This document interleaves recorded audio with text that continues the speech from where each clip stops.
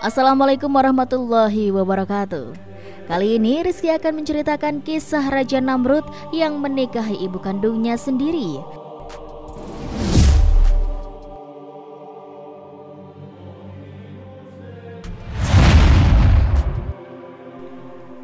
Raja Namrud hidup sekitar tahun 2275 sebelum Masehi sampai 1943 sebelum Masehi.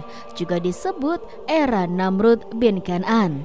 Adalah salah satu seorang raja yang memerintah Mesopotamia kuno. Kini dikenal dengan negara Irak. Ia memiliki gelar A Mighty Hunter, yang berarti pemburu yang hebat atau pemburu yang perkasa karena kehebatannya dalam berburu. Nama lengkapnya adalah Namrud bin Kan'an bin Kus bin Ham bin Nuh alaihissalam, atau juga beberapa pendapat Raja Namrud bin Kus bin Ham bin Nuh. Selain itu, beliau diberi gelar Dewa Bakos atau Dewa Anggur dan Dewa Matahari. Namrud sendiri merupakan kata jamak yang memiliki pengertian mari memberontak. Namanya tercatat dalam Taurat, Injil, dan kisah-kisah Islam. Pada zamannya, Namrud merupakan seorang raja yang cerdas. Namun kecerdasannya itu membuatnya bersikap sombong dan takabur, dan sehingga ia mengakui menjadi ateis atau sebagai Tuhan. Dan usahanya selalu mendapatkan tantangan hebat dari Nabi Ibrahim alaihissalam.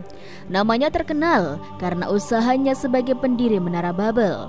Menurut Alkitab, pemerintah termasuk Babel, Erech, Akkad, dan Kalneh di tanah Sinar yang juga dikenal sebagai tanah Namrud. Ayah Namrud adalah Kus, yaitu cucu Nabi Nuh alaihissalam. Sedangkan ibunya adalah Semiramis. Ibunya pada usia remaja telah menikah dengan ayahnya. Konon, sehari setelah berhubungan kelamin dengan Semiramis, ayahnya meninggal dunia. Oleh karena itu, saat Namrud lahir, ia tidak mempunyai ayah. Ibunya adalah seorang wanita yang cantik dan bijaksana. Setelah ia lahir, konon dia tidak pernah disentuh oleh manusia, dan Namrud dianggap anak yang suci. Ini telah menambah keyakinan Namrud bahwa ia adalah anak Tuhan. Ketika ia dewasa, ia menjadi seorang yang tampan, dan ibunya cemburu dengan teman wanitanya. Karena itu, Semiramis menikah dengan Namrud, yaitu anaknya sendiri. Raja Namrud telah dianugerahi dengan daya intelektual yang tinggi dan menjadi ahli dalam berbagai bidang seperti seni desain, matematika, dan ilmu falak. Dia telah menemukan sistem seksagesimal yang membagi lingkaran ke 360 derajat, 1 jam ke 60 menit, dan 1 menit ke 60 detik. Selain itu, dia menetapkan bahwa satu hari dibagi menjadi 24 jam, setiap jam ke 60 menit dan 1 menit ke 60 detik. Menurut dia, hari dimulai pada waktu tengah malam dan bukannya pada waktu matahari terbenam seperti yang dipercaya oleh kaum sebelumnya. Di samping itu, Namrud mahir dalam perhitungan matematika, dalam konstruksi bangunan-bangunan besar, jembatan, kuil, istana, dan bendungan. Antara lain kontribusinya adalah konstruksi sistem saluran irigasi di lembah Tigris dan Euphrates. Dialah orang pertama yang menggunakan batu bata dari tanah liat yang dibakar atau burnt clay sebagai bahan bangunan.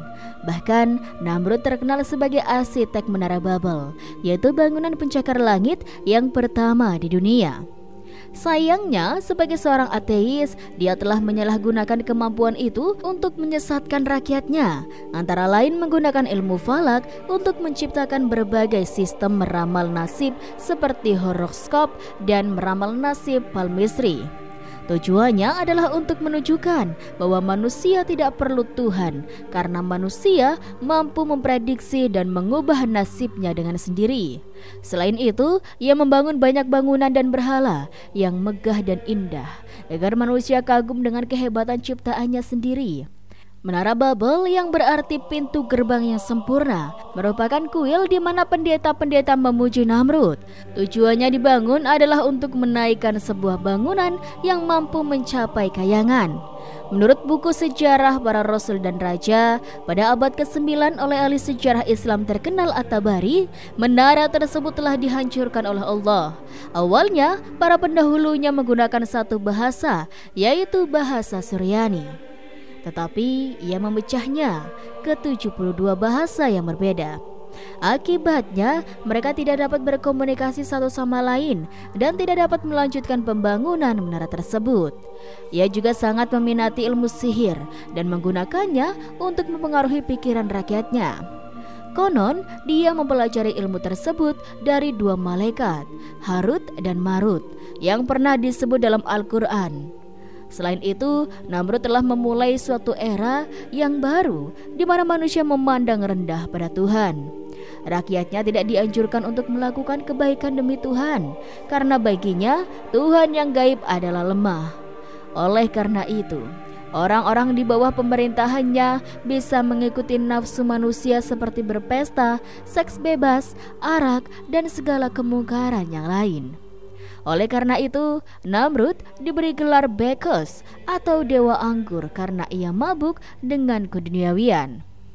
Ia juga mengklaim dirinya Tuhan karena sebagai manusia, dia merasa lebih tahu tentang kelemahan manusia lain dibandingkan Tuhan yang jauh terpisah dari makhluknya sendiri. Pada suatu malam, Raja Namrud bermimpi melihat bintang yang terbit dari barat. Semakin tinggi ia naik, semakin terang bintang itu bersinar, sehingga ia sampai ke zenit, di mana ia menerangi seluruh alam semesta.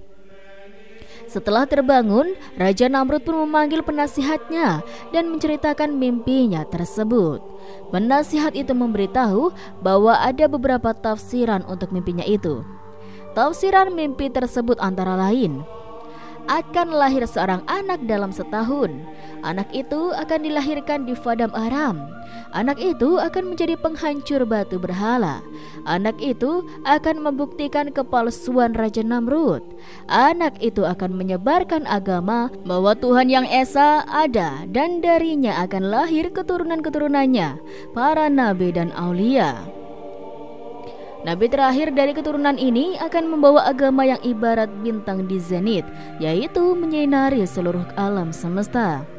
Akibat anak ini, Raja Namrud akan mati secara dahsyat. Menurut cerita lainnya, Namrud bermimpi melihat seorang anak melompat dan masuk ke kamarnya, kemudian merampas mahkota dan dipakainya, lalu menghancurkannya. Setelah mendengar berita ini, Namrud menjadi gelisah. Dia sadar bahwa anak ini akan membawa pada kejatuhannya. Dengan segera Raja Namrud mengirim bala tentaranya ke Padang Aram. Penduduk lelakinya telah dipisahkan dari istri-istri mereka. Wanita-wanita yang mengandung dibunuh oleh raja. Sang Raja Namrud juga mengeluarkan perintah bahwa siapa yang melahirkan anak akan dibunuh bersama anaknya. Setelah 1 tahun, ia mendapat pertanda bahwa anak itu akan dilahirkan. Ia mencurigai Azar, yaitu orang yang paling dipercayainya, karena Azar pernah diizinkan untuk memasuki kota tersebut. Meskipun begitu, Azar menampiknya. Istrinya juga tidak menunjukkan tanda-tanda hamil. Namun, ia tidak mempercayainya dan menugaskan seorang tentara untuk menjaga istri Azar. Setahun telah berlalu dan tentara Namrud telah dikeluarkan dari kota Padang Aram. Alkitab Injil tidak pernah menyatakan tentang pertemuan antara Raja Namrud dengan Nabi Ibrahim alaihissalam. Bahkan ada jurang 7 generasi antara mereka berdua.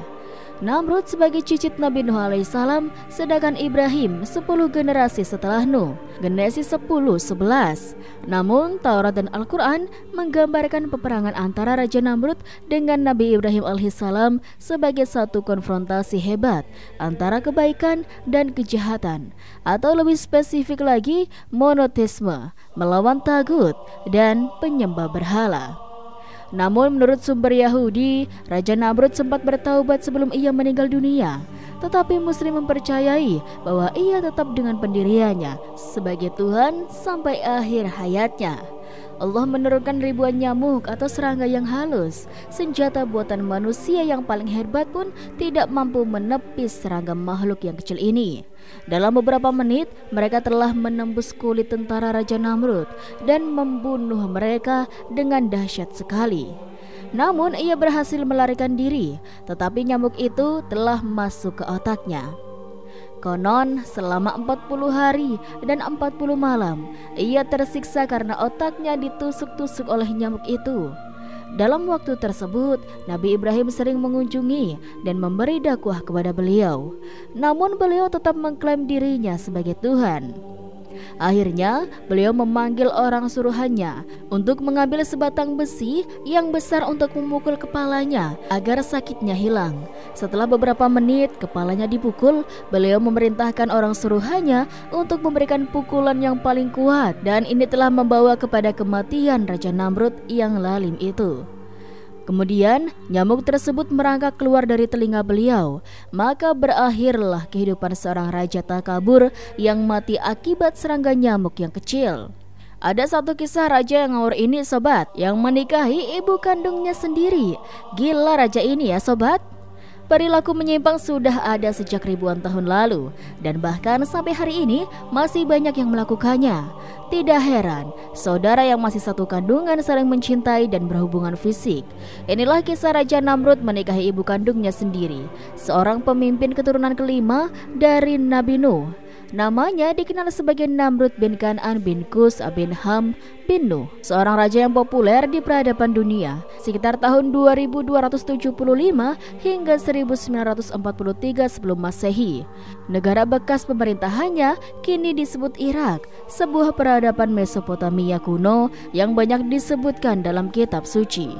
Raja Namrud memiliki ibu bernama Semiramis. Sang ibu memiliki wajah yang cantik dan awet muda. Dikisahkan, pada saat usia remaja, Semiramis telah menikah dengan Kan'an. Konon sehari setelah berhubungan kelamin dengan Semiramis, ayahnya meninggal dunia. Ibunya yang cantik dan bijaksana mengaku tidak pernah disentuh oleh manusia. Kisah Raja Namrud yang menikahi ibu kandungnya sendiri dianggap anak yang suci. Ini telah menambah keyakinan Namrud bahwa ia adalah anak Tuhan yang lahir dari seorang perawan. Setelah Namrud menginjak usia dewasa, Semiramis sering tampak cemburu ketika gadis-gadis yang mendekati putranya.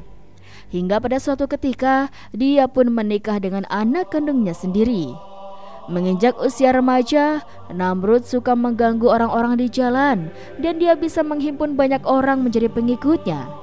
Berita ini sampai ke telinga bapaknya, Kan'an. Hanya saja Kan'an tidak tahu bahwa itu adalah anaknya. Maka Kan'an mengumpulkan bala tentaranya pergi untuk menemui Namrud.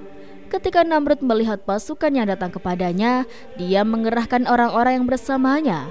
Terjadilah pertempuran dan Namrud bisa menghancurkan pasukan Kan'an. Kan'an penasaran mencari Namrud. Namun Namrud berhasil membunuhnya. Sampai ajalnya, Kan'an tidak mengetahui bahwa yang membunuhnya adalah anaknya sendiri. Namrud pun tidak mengetahui bahwa yang dibunuhnya itu adalah ayahnya. Akhirnya tapu kerajaan jatuh ke tangan Namrud. Setelah Namrud menginjak usia dewasa, Semiramis sering tampak cemburu ketika gadis-gadis yang mendekati putranya. Hingga pada suatu ketika, dia pun menikah dengan anak kandungnya sendiri. Tidak hanya menikah dengan ibunya sendiri, sobat. Kisah Raja Namrud bermimpi melihat kerajaannya hancur dan terbakar. Ia kemudian meminta masukan dari peramal dan ahli tafsir mimpi di kerajaannya. Kebanyakan mereka tak bisa meramalkan apa arti mimpi Namrud. Lalu seorang berkata bahwa pada malam itu telah lahir seorang anak laki-laki di Babilonia yang akan menghancurkan kerajaan Namrud di masa mendatang. Mendengar tafsir tersebut, Namrud memerintahkan prajuritnya untuk mencari tahu ada tidak anak laki-laki yang lahir pada malam dirinya bermimpi. Bila ada, maka jangan biarkan hidup. Nauzubillahi min zalik. Semoga kita semua terhindar dari sifat-sifat yang buruk tersebut ya sobat. Itulah kisah yang bisa Rizky sampaikan. Semoga kisah ini bermanfaat dan bisa menjadi pembelajaran bagi kita semuanya.